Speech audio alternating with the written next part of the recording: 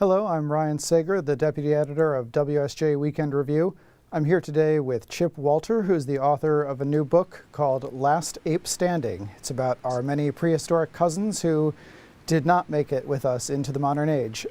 Chip, there's been a lot of talk this week online about the idea of bringing a Neanderthal or a community of Neanderthals back to life. Where did that get started?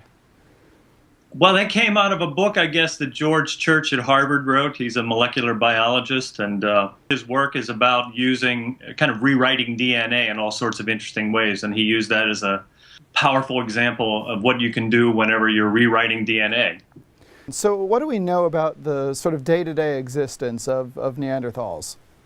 Well, a lot more has come out. Since there was a French anthropologist back in the almost exactly 100 years ago who was working with the bones of a Neanderthal that had severe arthritis, and so whenever he kind of rebuilt his bones and everything, he portrayed him as this stoop-shouldered brute that just by looking at him you got the impression that he was stupid, and so that didn't help. And for decades, that's the way we looked at Neanderthals. The word Neanderthal kind of indicates that you're, stupid and brutish. But in fact, they were very, very bright. Their brains were actually, on average, larger than ours.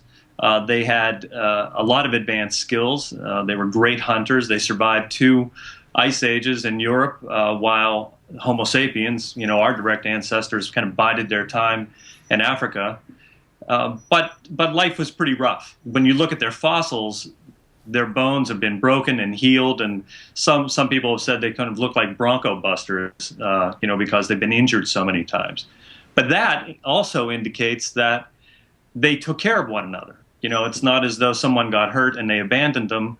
There's lots of evidence that they took care of one another, they watched out for one another, and they were very tight communities. So what do we know about their ability to speak language?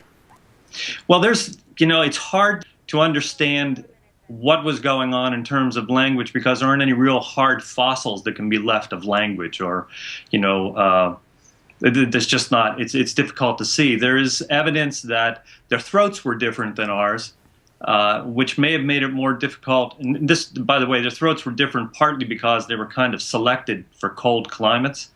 And so because their throats were a little different and their larynx was a little different, they may not have been able to make all of the sounds that we could make.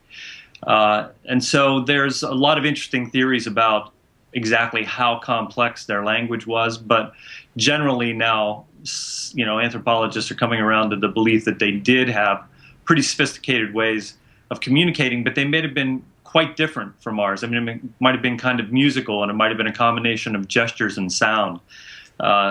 So that in itself would have made it difficult to share ideas because they might not have had as rich a vocabulary and to share those ideas. The other thing is that if there weren't very many of them, it doesn't mean that you were running into different groups that may have had different new ideas, and then they could have cross-pollinated and shared those ideas. And then the other thing is that they didn't live very long. I mean, individually they didn't live very long. So it was a rare Neanderthal to live past the ripe old age of 35. If you got to age 50, which some fossils indicate that they did, you were really ancient. And if you're dying early, then it also means that you don't have as much time to mentor, younger members of the group, and you don't have as much time to get experience and new ideas to pass along. So they were dealing with a lot of issues, and that might have ultimately been one of the problems that accelerated their extinction. Sure, and one final question. So obviously we're in the realm of theory here, but what allowed humans to become the last ape while everyone else faded away? Well, that's really the key premise of the book, and the answer to that is that we, more than any other primate, developed a long childhood. Beginning over 1 million years ago, there was a dilemma that our direct ancestors faced.